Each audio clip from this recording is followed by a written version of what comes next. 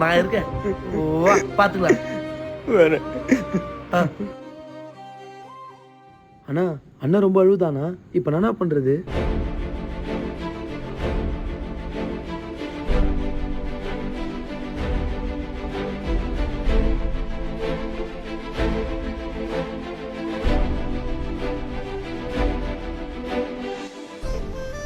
தியாகே, நீ இல்லைன்னா எங்கள் அப்பா காப்பாற்றிருக்க முடியாதுடா.